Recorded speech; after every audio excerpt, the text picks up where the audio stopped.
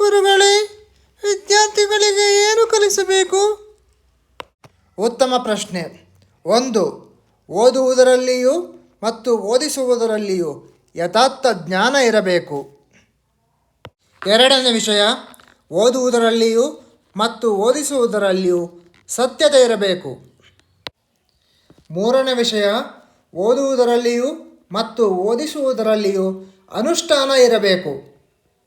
4ನೇ ವಿಷಯ, ಓದುವುದರಲ್ಲಿಯೂ ಮತ್ತು ಓದಿಸುವುದರಲ್ಲಿಯೂ ಇಂದ್ರಿಯಗಳ ಸಂಯಮವಿರಬೇಕು. 5ನೇ ವಿಷಯ, ಓದುವುದರಲ್ಲಿ ಮತ್ತು ಓದಿಸುವುದರಲ್ಲಿಯೂ ಮನಸ್ಸಿನ ಸಂಯಮ ತುಂಬ ಇರಬೇಕು.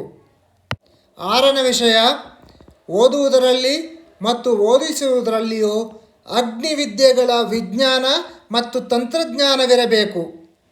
7ನೇ ವಿಷಯ, ಓದುವುದರಲ್ಲಿಯೂ ಮತ್ತು ಓದಿಸುವುದರಲ್ಲಿಯೂ ಪ್ರಕೃತಿ ಶುದ್ಧೀಕರಣ ಕ್ರಿಯೆ ಇರಬೇಕು. 8ನೇ ವಿಷಯ, ಓದುವುದರಲ್ಲಿಯೂ ಮತ್ತು ಓದಿಸುವುದರಲ್ಲಿಯೂ ಅತಿಥಿಗಳ ಜ್ಞಾನಿಗಳ ಸತ್ಸಂಗವಿರಬೇಕು. 9ನೇ ವಿಷಯ, ಓದುವುದರಲ್ಲಿ ಮತ್ತು ಓದಿಸುವುದರಲ್ಲಿ ಮಾನವ ವ್ಯವಹಾರ ಜ್ಞಾನ ಇರಬೇಕು.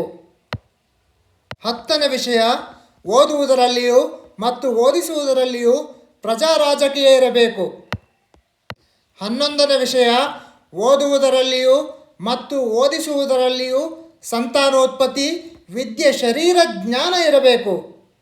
12ನೇ ವಿಷಯ, ಓದುವುದರಲ್ಲಿಯೂ ಮತ್ತು ಓದಿಸುವುದರಲ್ಲಿಯೂ ಶಿಶು ಸಂಗೋಪನಾ ವಿದ್ಯೆ ಮಕ್ಕಳನ್ನು ಬೆಳೆಸುವ ರೀತಿ ತಿಳಿದಿರಬೇಕು.